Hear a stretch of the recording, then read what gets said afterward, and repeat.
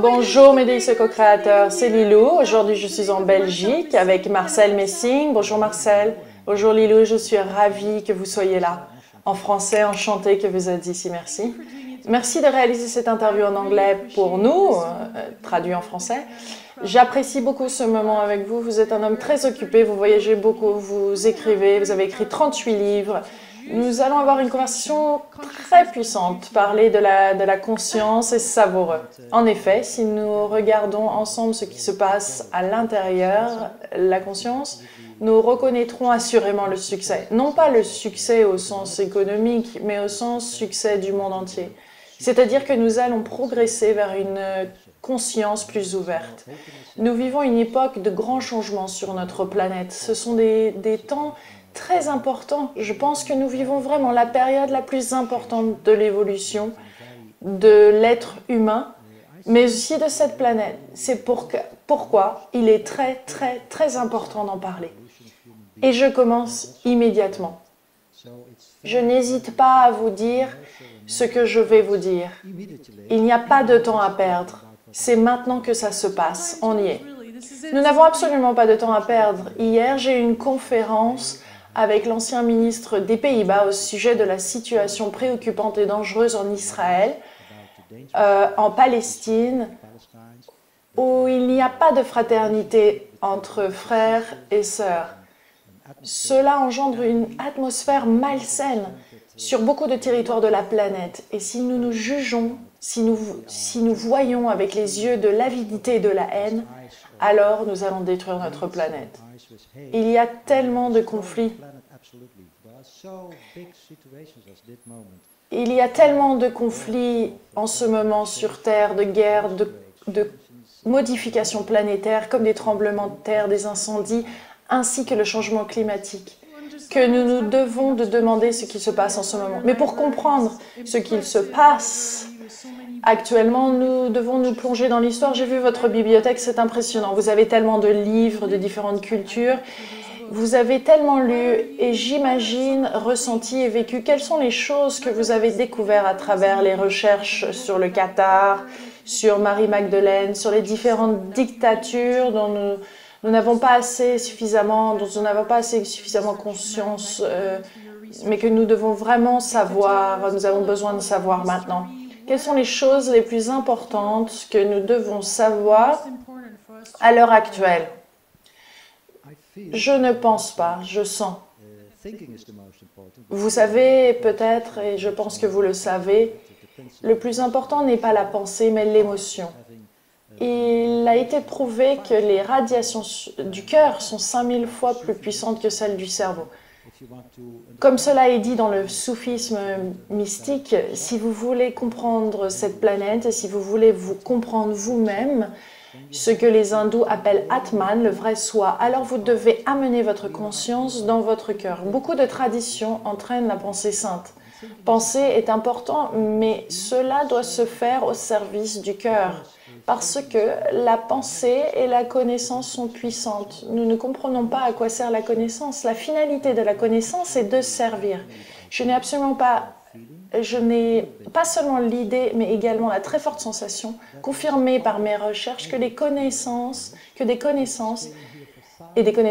y a une puissance élitaire sur Terre, qui est là depuis des milliers d'années et qui voudrait prendre le contrôle. Nous voyons en ce moment d'énormes conflits entre les anciennes puissances qui veulent le pétrole et le gaz, qui sont prêts à détruire si nécessaire pour continuer à s'enrichir. Et je pense qu'un homme ou une femme qui ne pense qu'à s'enrichir est en réalité très pauvre. Comme Gandhi l'a dit, il y a assez pour les besoins de tout le monde, mais pas assez pour l'avidité de tout le monde. Donc vous voyez, à l'heure actuelle, il y a de tels conflits qui viennent des gouvernements de dictateurs, des gens puissants, des Big Brothers, qui veulent prendre le contrôle du système avec les puces électroniques, les passeports biométriques. Et nous ne nous rendons pas compte à quelle vitesse nous nous laissons emprisonner, alors que nous sommes des êtres libres, des êtres d'amour, de lumière. Nous sommes des êtres divins et non pas des êtres issus de la théorie de l'évolution. Je vous dis cela, mais je ne suis pas un homme religieux, je n'ai pas de religion, je ne fais pas partie d'une secte, je suis un homme libre.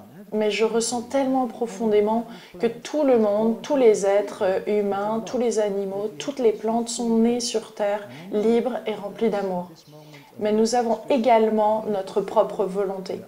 Et je sais qu'il y a plein de discussions sur notre libre arbitre, liberté. Sommes-nous justes, un cerveau? C'est totalement faux, totalement. J'ai philosophé, écrit plein de livres là-dessus, des conférences, et je peux dire avec certitude que nous sommes des êtres spirituels avant tout. Spirituels, et là, nous sommes dans le plus grand changement que la planète ait connu.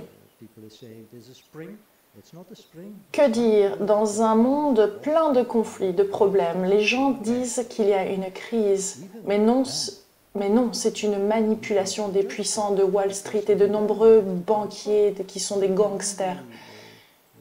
Ceci dit, on ne doit même pas les juger, car de toute façon, il faut qu'on se transforme.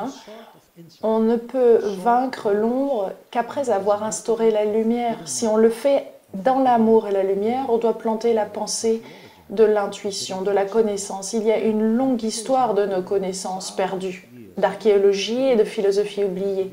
Et l'humain a été manipulé de tout temps. Même aujourd'hui, dans nos universités, les plus grandes écoles, ils savent tout ce que le programme leur dicte de savoir. Mais la signification de ce mot « programme » en dit long. « Pro » qui veut dire « pour », « grammer » c'est l'écriture. Donc, vous avez un programme entier qui dirige votre esprit dans cette prison et qui ne pose même plus de questions vous ne posez même plus de questions dangereuses.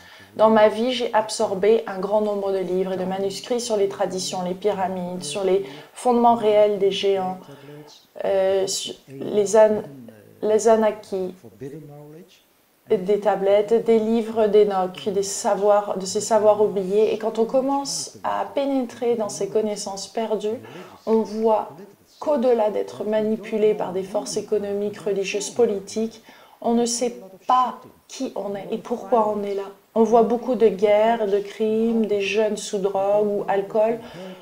On fait du mal tous les jours aux animaux, sauf en devenant végétarien. Le plus important de tout cela est que nous donnons un exemple, que nos vies soient un exemple, car dire est une chose, mais faire en est une autre. Et si on veut survivre à l'énorme catastrophe ambiante, on doit aller vers la conscience. Vous voulez dire que dès que l'on sait qui on est, il n'y a plus de peur, n'est-ce pas? Non, il n'y a plus de peur, plus de peur. Hier, je répondais à une question, n'avez-vous pas peur? Parce que parfois, vous dites des choses dangereuses. J'ai dit non, je ne dis pas des choses dangereuses, mais plutôt les choses deviennent dangereuses quand vous ne savez pas comment elles fonctionnent. Donc, qu'est-ce que la conscience? Qu'est-ce que la conscience? On a la pensée positive et la pensée négative, la loi de l'attraction et la loi de non-attraction. La conscience va plus loin, elle est au-dessus du positif et du négatif. C'est la source de ce qu'on est. Nous sommes vraiment l'incarnation de l'amour et de la lumière, vraiment. C'est ce que nous sommes. Mais dans toute notre histoire, non seulement on a oublié cela, mais les pouvoirs de l'élite ont tout fait pour qu'on oublie qui on est. Car si on avait conscience de notre force spirituelle, qui est d'un grand ordre que la puissance, qui est plus grande que la puissance matérielle, la force en silence, une force intouchable, de nature illimitée, bref, il n'y a pas de mots pour dire cela.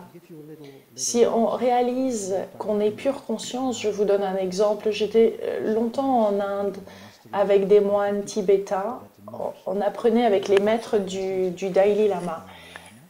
Et cet homme extraordinaire de 86 ans qui enseignait à l'époque où on y était, et je comprends de mieux en mieux ce qu'il disait. D'ailleurs, il enseignait la nuit pour voir si on était capable de rester éveillé jour et nuit. Normalement, on dort, même le jour, mais eux restaient totalement, testaient l'éveil de notre conscience. Et ils nous ont appris le livre des morts.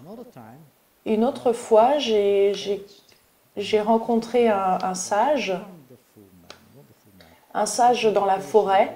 C'est un homme merveilleux. On parle d'être illuminé, mais je n'aime pas cette recherche de l'illumination à tout prix, car on est ce que l'on est.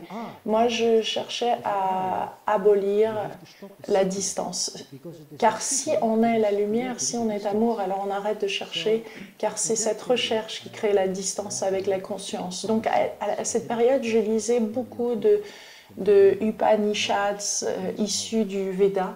Le Veda, connaissance traditionnelle hindoue, j'ai trouvé un Upanishad nommé le Chandogya Upanishad, ce qui veut dire connaissance de la plus haute tradition, littéralement en transcrit. Upanishad signifie être assis aux côtés du maître. Et dans ce merveilleux Upanishad, que j'ai enseigné plus tard chez moi et en Inde, et même dans des temples, je disais, regardez l'importance du message des Upanishads pour notre temps. Il y a un père, Uddalaka, qui eut un fils dont le nom est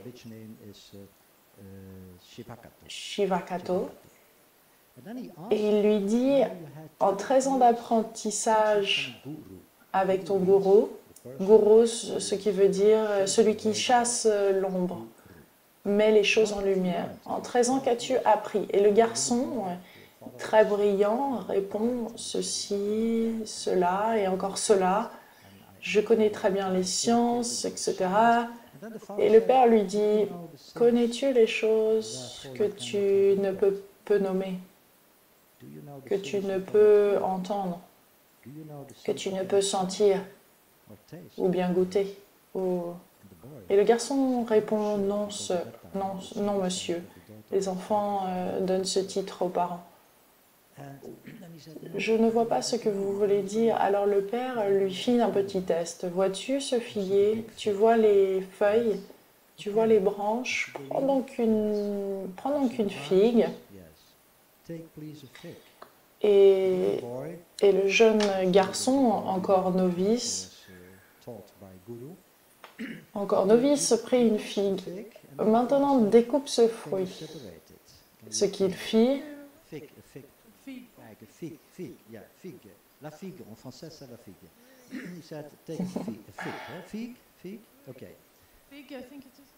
Yes, yeah, okay. And then he split it. maintenant, découpe ce fruit, ce qu'il fit, avec un couteau très fin en plusieurs tranches fines. Que vois-tu, dit le père. Je vois plein de toutes petites graines. S'il te plaît, découpe ces petites graines. Mais je ne peux pas, si tu peux. Ok, finalement, il arriva, et là, il demanda, que vois-tu? Rien?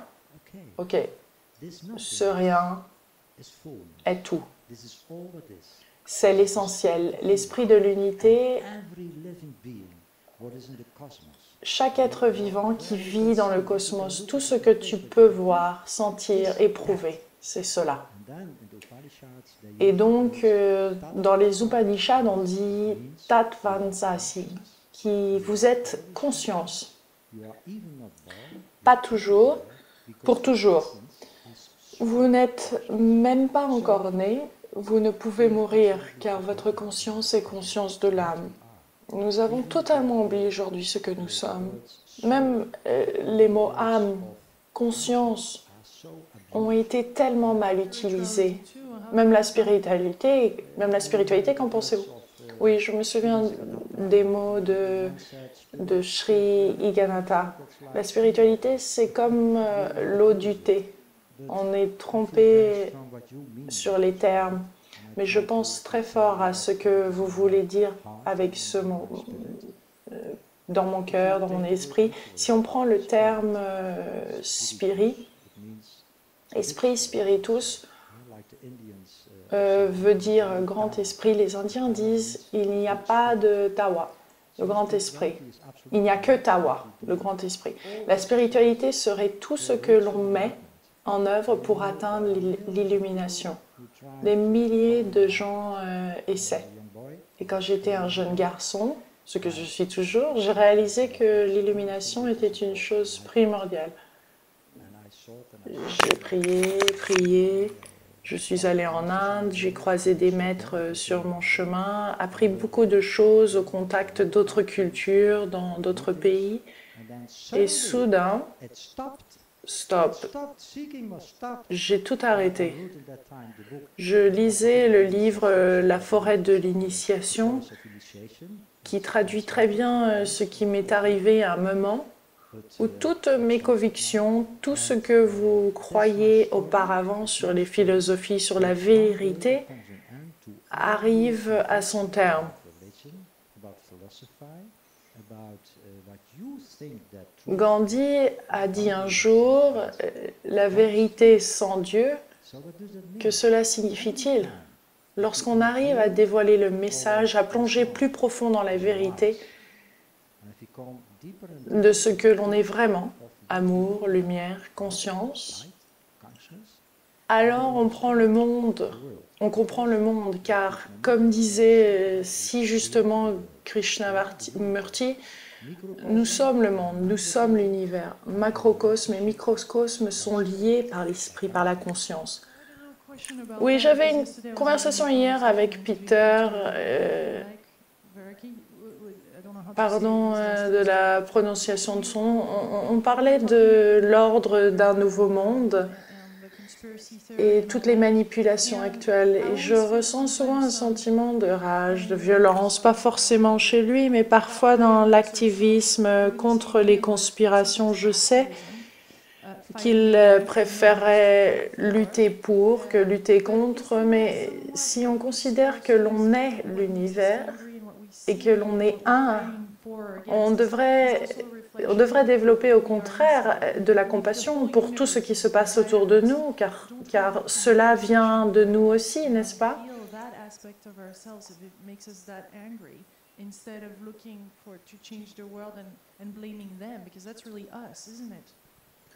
Je dirais oui et non.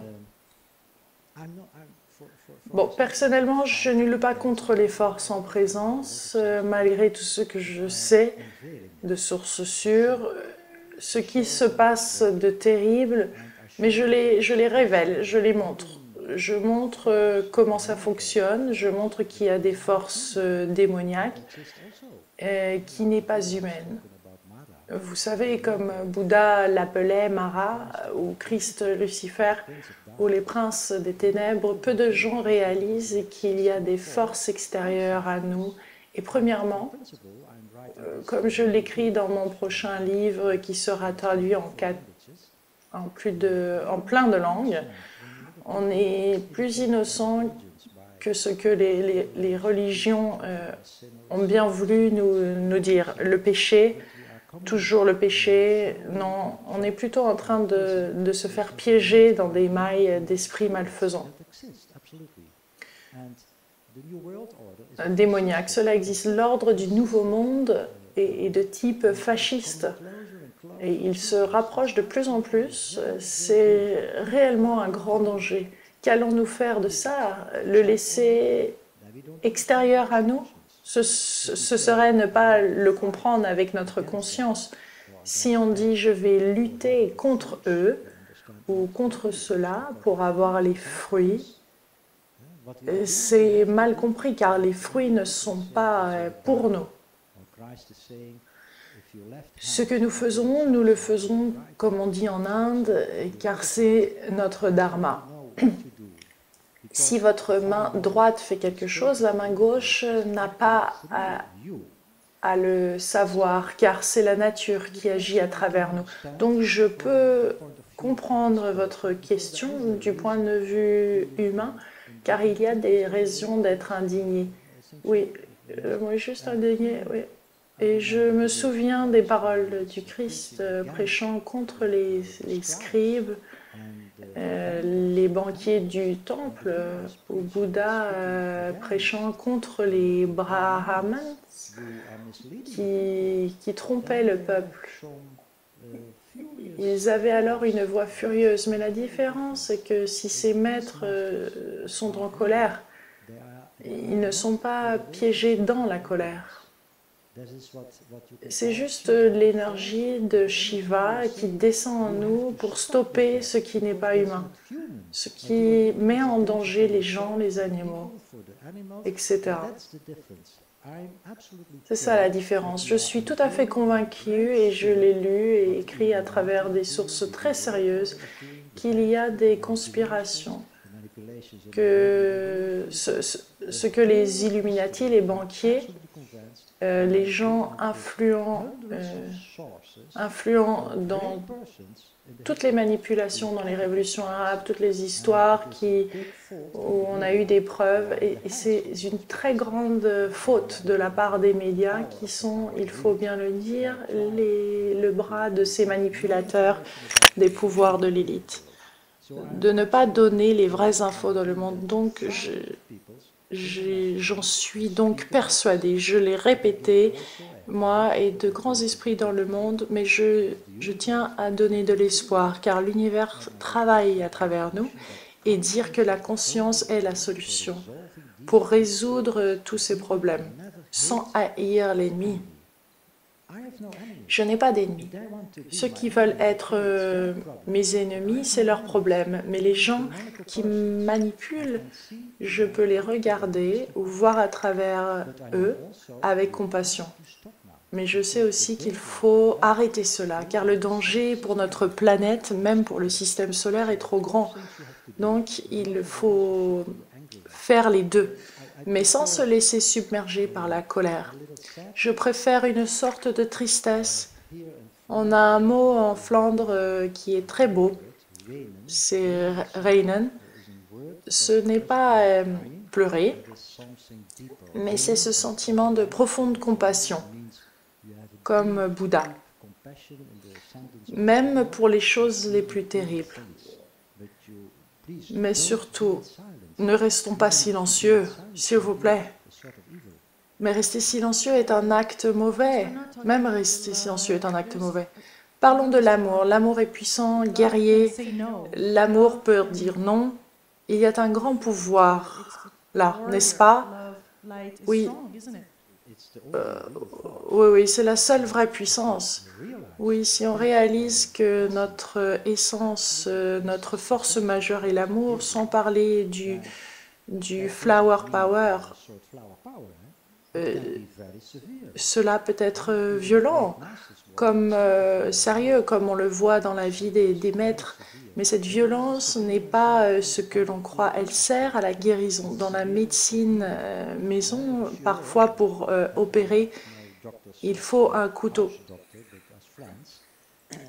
Cela peut être nécessaire, mais si vous mettez ce couteau dans la main d'un terroriste, alors c'est différent. Mais finalement, qu'est-ce qu'un terroriste? C'est quelqu'un qui a de la terreur en lui-même. Face à quelqu'un qui a un grand problème d'anxiété, d'isolement dans son âme, que faire? Soit vous prenez son arme et vous le mettez en prison, mais quand quelqu'un choisit ce type de réaction, prendre les armes et tirer, tuer, devenir terroriste, cela vient aussi des instruments du terrorisme utilisés par le gouvernement. Donc il faut chercher la cause, la source de cette violence. Et si on se rend toujours compte que toute la société a ces relations complexes à voir avec l'individu qui tire, qui manipule, mais pour guérir ce problème, c'est avec le mental, non avec la connaissance. Le mental est juste une petite réflexion de la vérité. Le mental n'est pas conscience. Le mental est un obstacle à la conscience. Et c'est un outil très important pour penser, pour parler, pour acheter, pour aimer. Très important. Mais on sait aussi que dans la conception la plus profonde de l'amour, il n'y a pas de mental. Il y a être. Oui, parlez-nous de cet endroit spécifique dans le cœur. Ah oui, absolument, et vous pouvez le ressentir, cet endroit. Ce n'est pas de la théorie, je l'ai senti plusieurs fois. Ce n'est pas pour se sentir supérieur que je dis ça, oui. Cette personne a un cœur ouvert. Non, c'est vrai que vous sentez que votre cœur s'est ouvert, comme une fleur. Ça commence par une vibration, un rythme qui devient très très fort au sommet de votre ventricule droit. Comme vous le savez, il y a plusieurs chambres dans le cœur et c'est aussi écrit dans les Upanishads. Le sommet de votre ventricule droit, vous allez sentir la vibration très fort et si vous n'êtes pas préparé à ça, vous allez trouver cela très fort. Dans le langage hébraïque, ils appellent ça le cœur, Bethléem. Pas Bethléem, mais Bethléem, qui signifie le foyer du souffle spirituel. Et c'est comme la ligne argentée. Quand vous mourrez, vous connaissez l'histoire, il y a une vision merveilleuse, intraduisible avec les mots que les scientifiques ne peuvent approcher. Eux qui croient que mourir est juste un processus physique, ils n'en sont qu'au début de leur surprise à ce sujet. Ils ne savent rien à propos de tant de choses, car le cœur, même avec une transplantation, j'ai eu un élève qui, après un transplant cardiaque, s'étonnait d'être dépressif. Mais je lui ai demandé, savez-vous à qui appartenait ce cœur qui est en vous? À une personne dépressive. Il n'en parle pas. C'est du savoir caché. Mais on ne peut pas évacuer cet aspect des choses dans l'acte de transporter un organe si important. Je ne suis ni pour ni contre. Parfois, on peut changer un organe. Mais je serai très claire là-dessus. La meilleure transplantation est la mort. Si vous mourrez, les choses reviennent en vous, dans ce qu'on appelle l'incarnation, jusqu'à ce que le temps soit venu d'arrêter ces incarnations, plus nécessaires si la conscience reste. Donc littéralement, dans nos cœurs se situe un point de feu, une sorte de feu Kundalini dans le cœur qui va dans tout le corps, du cœur directement à la tête, au cerveau gauche et droit. La tradition soufie mais aussi le gospel de Tamas disent qu'il ne faut pas séparer les deux, le côté féminin et le masculin, le gauche et le droit, deux cerveaux, deux mains, deux yeux, tout est deux, dans le corps et à l'extérieur. Vous êtes femme, je suis homme. Donc si l'on ne trouve pas la base de deux, on ne peut pas trouver l'unité. Par exemple, quand Christ disait « Vous ne pouvez entrer dans le royaume de Dieu sans transformer ce qui est deux en un », il veut dire que le royaume de Dieu est conscience. Voyez comme c'est beau, poétique. Donc il faut tout unifier, et cela commence toujours dans le cœur. Notre mode de fonctionnement actuel mise sur le mental, notre science est mentale, très masculine, le pouvoir de l'homme est énorme, mais heureusement, celui de la femme qui est fortement relié à la nature et au cosmos revient maintenant et on en a besoin. Vous voulez dire l'homme et la femme? Oui, bien sûr, on ne parle pas de la forme extérieure, mais on a tous les deux facettes indispensables de l'être, hommes et femmes à l'intérieur de nous, mais on doit les réunir, que l'on échappe un peu de cette lutte pour l'émancipation de la femme, car l'émancipation doit se produire aussi à l'intérieur. L'émancipation, ce n'est pas pour une femme de faire l'armée. L'émancipation, c'est qu'il n'y ait plus d'armée. que l'homme soit un homme et la femme une femme, et que les deux aillent ensemble au-delà du deux. Ce n'est pas pour rien que la vie prend des formes différentes et que chacun peut choisir ce qu'il fait dans la vie, dans la forme qu'il y a des relations aux autres. On choisit. Mais le cœur Bethléem, les Upanishads disent Braham, pas Brahm, qui serait la force créatrice, mais encore plus profond, disons, au-dessous.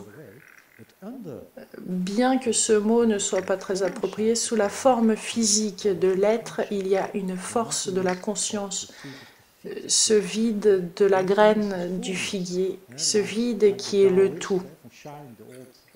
Comme les taoïstes, ils prononcent Tao, Dao, qui veut dire double. Non, qui veut dire le chemin. On ne doit pas prononcer le nom de Dieu, sinon il s'évanouit. C'est une force, c'est la conscience, c'est l'énergie de Telsa, celle du point zéro, qui veut dire que l'on est en relation avec le zéro, donc le vide, qui est plein. Et si l'on ne sait pas, on en arrive à créer des instruments aussi diaboliques que les puits de forage en Alaska. C'est diabolique. Mais avec l'amour pour guérir l'électricité n'est pas nécessaire. Là, on n'a pas besoin de pétrole. Le pétrole, c'est la guerre. Le pétrole, c'est le profit pour ces banksters.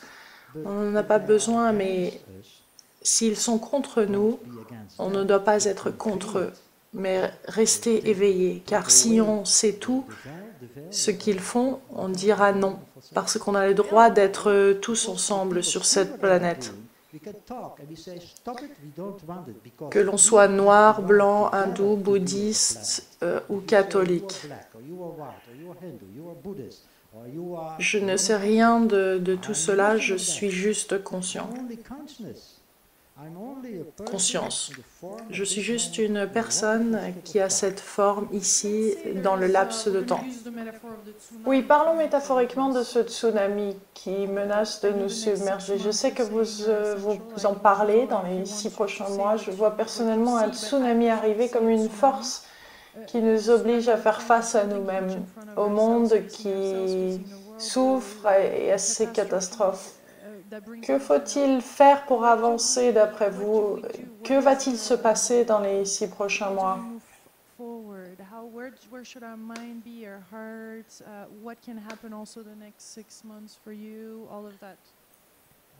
Je suis persuadée que les 6 prochains mois vont être décisifs pour la Terre, son évolution et celle des hommes. Je veux dire que tous les êtres vivants, animaux, plantes, et pour tous ces êtres merveilleux. Je parle de toute forme de vie sans distinction. Par exemple, là, tous ces moustiques, vous les sentez? Oui, il y en a tant, vous avez de la chance. Oui, c'est l'heure. Ils arrivent, je les sens aussi, mais ça nous tient éveillés. C'est bien. Oui, je suis complètement convaincue et que c'est pour ça qu'on ne dort pas la nuit. Hier, nous enseignions jusqu'à 5 heures du matin, mais c'était fantastique, nous avions toujours la force, on a de merveilleux amis, et je dirais même, nous sommes des amis merveilleux. On forme un groupe international convaincu que seule la spiritualité peut nous aider à survivre cette énorme crise. Bon, d'un côté, nous voyons beaucoup de tremblements de terre.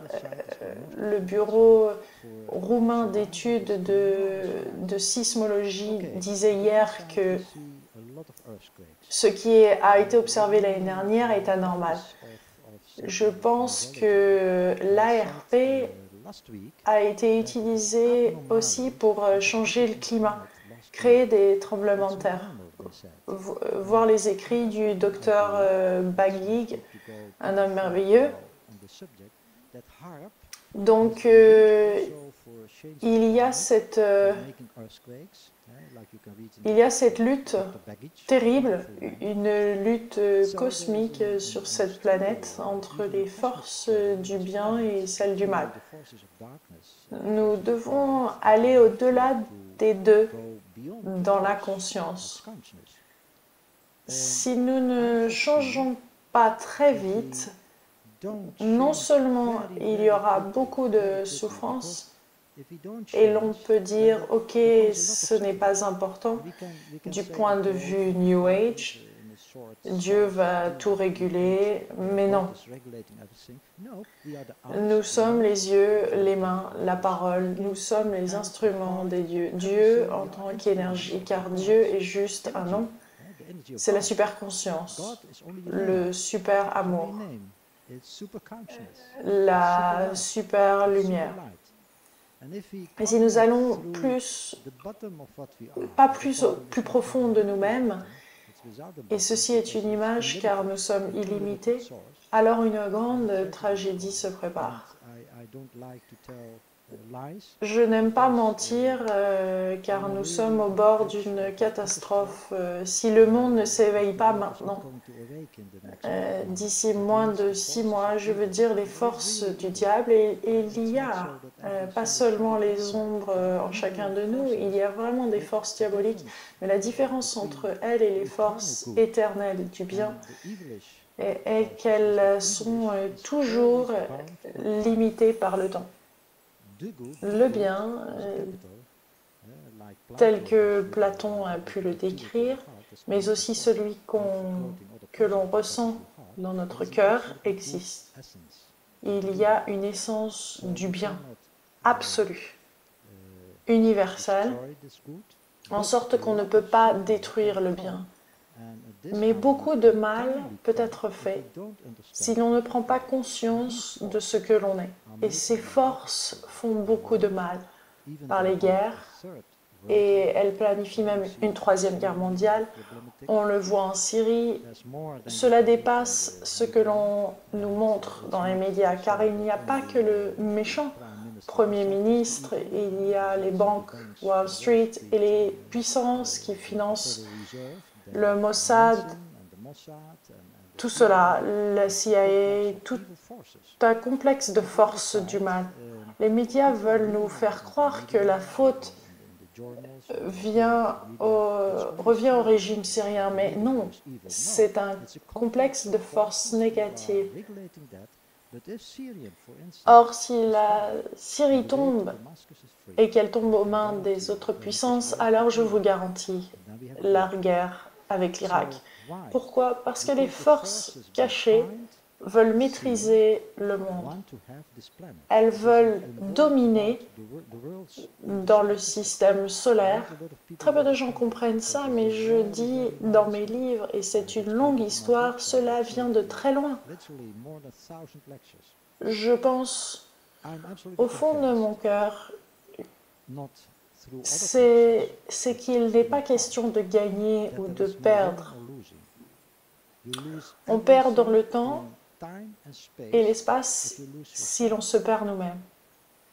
Mais si l'on regagne soi-même en se souvenant de ce que l'on est, de qui on est, alors les forces du mal sont obligées de disparaître. Mais cela ne signifie pas qu'il faut arrêter d'agir. Dans la Bhagavad Gita, dans un dialogue magnifique entre Arjuna et Krishna, Arjuna hésite et Krishna lui dit « Tu dois agir ». Et Arjuna lui répond « Je n'aime pas la lutte, je ne peux pas utiliser l'épée ». Au sens figuré, Bouddha plante l'épée dans le centre des personnes démoniaques. Nous devons combattre, car comme dit Krishna, tout a déjà eu lieu, hors du temps et de l'espace. Les choses sont déjà faites. Donc notre seule voie est de faire ce que nous devons faire. C'est un concept très difficile à comprendre pour nous. C'est qu'au niveau de la conscience pure, nous devons faire, désolé du terme, juste notre job, notre dharma, notre devoir. Regardez-vous, tentez d'éveiller plein de gens dans différents pays. C'est votre devoir, votre dharma. Vous ressentez les tensions dans le monde, les changements. Tous ces gens qui cherchent, ne dorment plus, ne savent pas comment agir, ne voient pas l'issue. C'est ce que vous avez ressenti et que vous deviez faire, n'est-ce pas?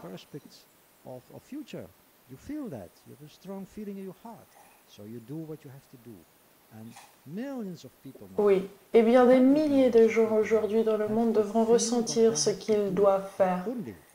La condition, c'est que nous soyons unis. Il faut comprendre que nous sommes un seul et même esprit, une seule conscience, et arrêtions de nous diviser. Le machiavélisme des idéologies et des jugements. Tu es ceci, tu es cela, argumenter mène à la division. Car derrière les oppositions, il y a toujours l'espace du combat. Mais il n'y a pas de séparation. Mais s'il n'y a pas de séparation, pas d'espace entre la gauche et la droite, alors il y a la plénitude, la conscience, l'amour. Donc la chose la plus importante dans les mois à venir pour éviter une catastrophe globale, littéralement des tsunamis, orages et explosions solaires, c'est la conscience. La raison pour laquelle nous travaillons jour et nuit, c'est que les 6-7 prochains mois seront décisifs pour la planète entière. Nous devons nous réveiller. Il faut absolument, s'il vous plaît. Car je suis reliée aux souffrances. Tant de gens souffrent, on tente de faire quelque chose pour eux. Nous avons une fondation. Je ne dis pas ça pour entendre bravo, mais de nombreuses personnes viennent aider les pauvres, les fugitifs, car on ne peut pas être heureux quand nos frères et sœurs souffrent. Donc ce sera un monde ou pas de monde. C'est le message primordial à faire passer dans les prochains mois. Un monde, une planète.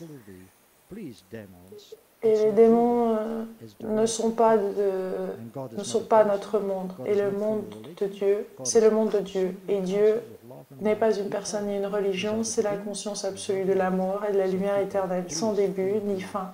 Donc s'il vous plaît, êtres humains, réveillez-vous. C'est tellement puissant, c'est mon interview préférée. Je sais que je ne devrais pas dire ça, mais vraiment là, c'est essentiel. Merci de partager vos connaissances et de mettre des mots sur tout ceci, s'il vous plaît. Partagez cette vidéo, s'il vous plaît, partout, partout. Bien, tant de gens cherchent leur voie, comment agir, tant de personnes sentent cet éveil, ressentent tout ceci et rentrent dans ces préoccupations. Alors, quel est votre conseil? Comment développer sa conscience? Le plus important serait de commencer par les enfants. J'ai parlé avec des centaines de jeunes dans de nombreux pays pendant mes cours. Ils demandent tous « Quel est mon rôle, mon objectif? À quoi sert la vie? Est-ce que j'ai une âme ?» Mais les forces dominantes ont tout fait pour évacuer ces questions et ils injectent même dans l'esprit des jeunes « je ne sers à rien, je n'ai pas de but ». C'est criminel. Si vous apprenez par exemple le matérialisme de Marx, peu de gens se rendent compte à quel point Marx est démoniaque. Si vous pensez que Charles Darwin était juste un scientifique brillant, non. Il faisait partie de la société secrète des lunaires. Il était financé par des gens très influents pour établir sa théorie de l'évolution de l'homme venant de l'animal. Ceci est terriblement faux. Je viens d'écrire un livre étayé par de vraies considérations là-dessus. Si nos jeunes générations sont éduquées sur la base de théories fausses, matérialistes, alors oui, on va être leur objectif. Où va être leur objectif? Si vous regardez cet arbre, Et notez qu'en hiver, ces feuilles tombent, ces branches cassent avec l'orage.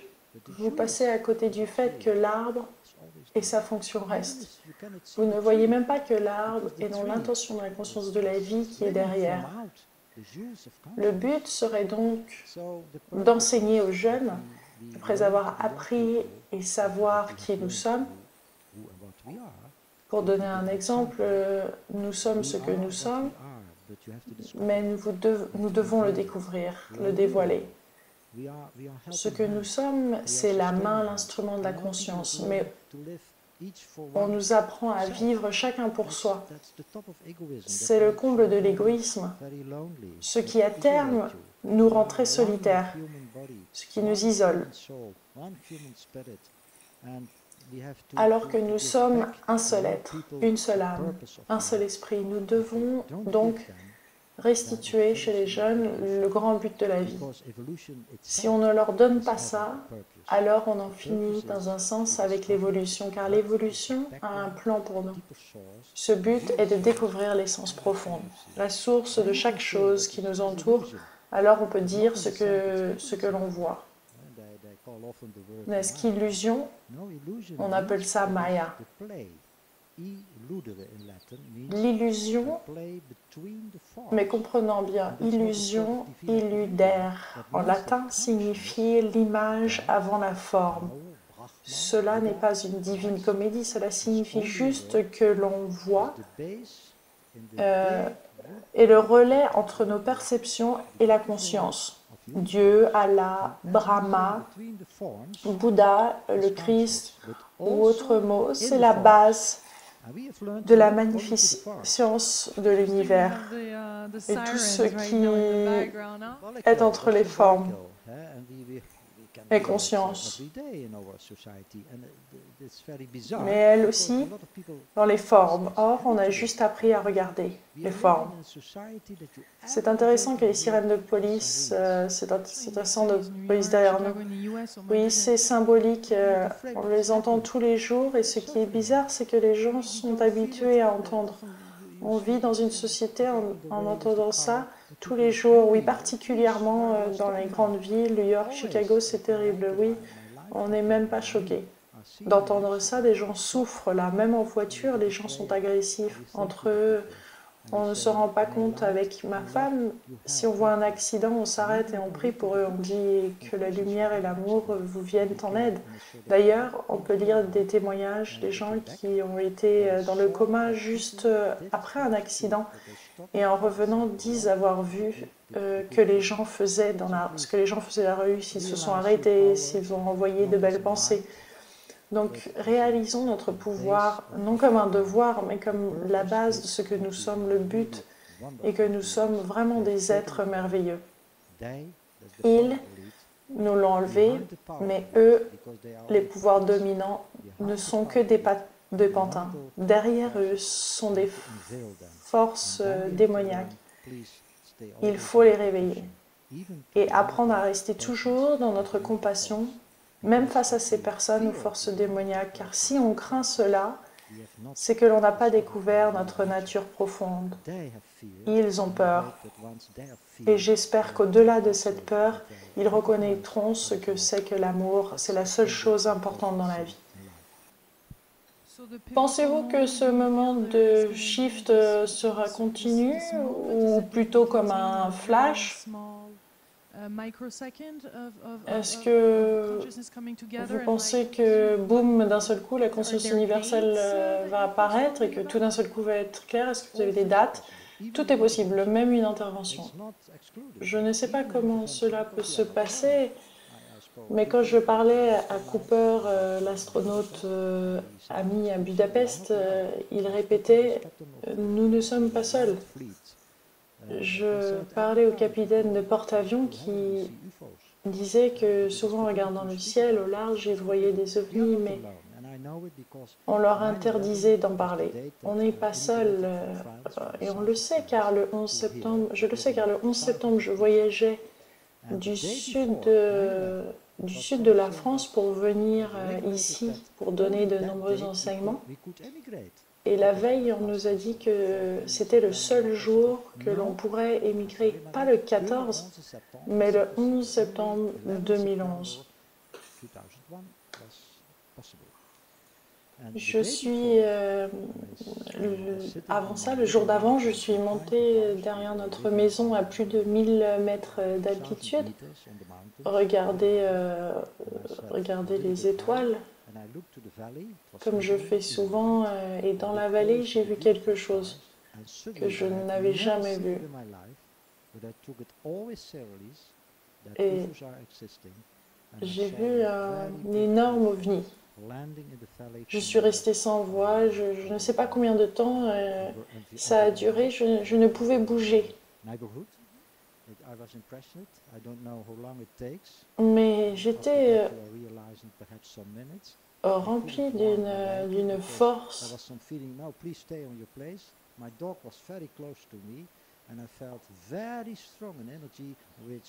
J'étais remplie d'une force et d'une énergie d'amour fabuleuse. J'ai senti également que c'était le point de départ d'un retour aux Pays-Bas. Pour y donner plus d'enseignements, c'était la fin de la page du sud de la France, où j'avais fait des recherches, des super recherches très intensives sur les Cathares, sur lesquelles j'espère publier un livre.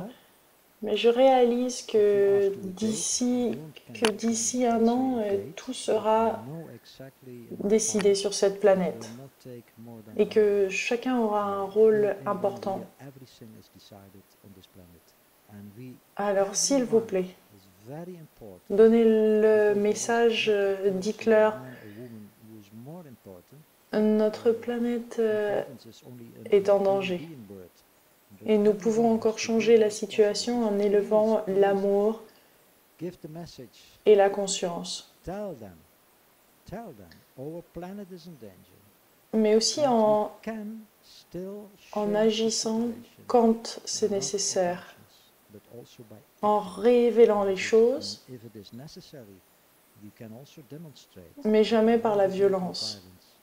Car on peut démontrer sa puissance sans violence et parfois il faut dire arrêtez cela tout de suite. Car vous agissez à l'encontre de toutes les lois de l'harmonie, de la beauté, de la sérénité et de l'amour.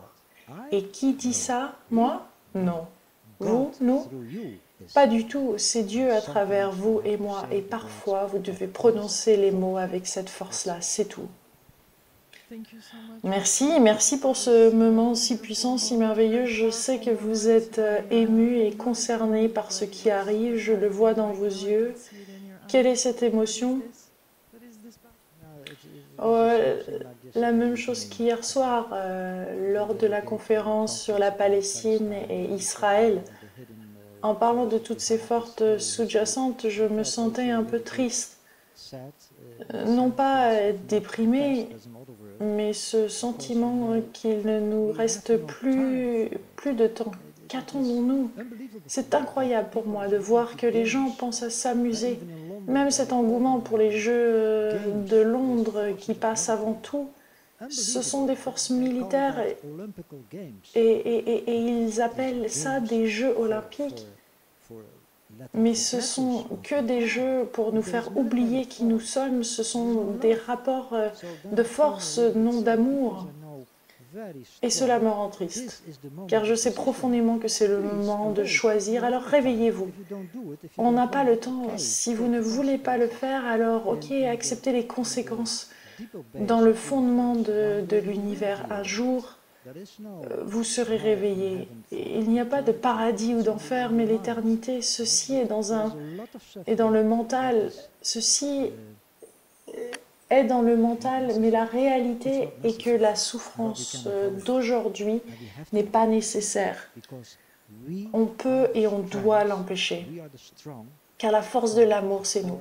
Et chacun qui entend ceci, qui regarde vos programmes, d'ailleurs, dès que vous êtes entré ici, j'ai dit à ma compagne, cette femme est merveilleuse, car en premier lieu, je regarde les yeux d'une personne qui sont la porte de son âme. Quand les yeux sont OK, la personne aussi. Alors je vous dis, continuez s'il vous plaît à faire ce que vous faites. Faites savoir à tout le monde qu'il faut agir, qu'il faut méditer et prier, se regrouper et dire aux politiciens, s'il vous plaît, ne faites pas ceci, c'est mal. Ne vous représentez pas si vous faites le mal. Vous dépensez notre argent et vous n'en avez pas le droit. Il faut le dire. Car les politiciens doivent avoir conscience de l'action correcte, car la réputation, car la corruption et autres mauvaises actions nous gouvernent. Et on doit dire stop. Vous ne nous représentez en aucune façon. On va grandir dans un monde totalement différent, dans un monde de conscience qui ne gaspille pas d'énergie et qui aime ses plantes et animaux. On veut découvrir toujours plus de ce que l'on est vraiment. Voici le message. Et même s'il tente de tuer le messager, je dirais comme Socrate, vous pouvez tuer Socrate, mais vous ne pourrez jamais tuer la vérité. C'est le plus important. Et comme Gandhi disait, Dieu, c'est la vérité. On est celui qu'on a toujours attendu. Absolument. Et pour moi, c'est la vérité. Ok, mes délicieux co-créateurs, au travail. Gros bisous de la Belgique. Bye bye, plein d'amour. Merci. Merci Marcel. Merci Lilou. Merci beaucoup parce que, vous le savez, j'ai demeuré quelques années en France et j'avais fait la recherche ou histoire de Qatar. Et quand on était là, souvent je me souvenais, c'est tout dans ma souvenance, que les gens toujours disaient, tous nous, vous êtes un de nous. Ça veut dire, on avait une amitié tellement forte et c'est toujours l'esprit de l'Ariège qui est toujours encore en moi. Et je n'aime pas que la montagne parce que je suis vraiment fou de ça, mais j'aime aussi beaucoup les gens là. Et pour moi, c'était une période dans le sud de France impeccable parce que l'esprit là, ouvert en Ariège, était magnifique. Et je suis vraiment encore toujours très souvent avec le souvenance de images de ce période qui était 11 ans en Ariège. Et je remercie vous que vous êtes spécialement de Nantes à ici et je vous souhaite beaucoup de choses, de chaleur à votre route découverte et de donner la vérité dans le cœur de beaucoup de gens parce que c'est une tâche très importante. Merci beaucoup. Merci. Ok. Bye bye. Hope you got that one. That was in French. Much love.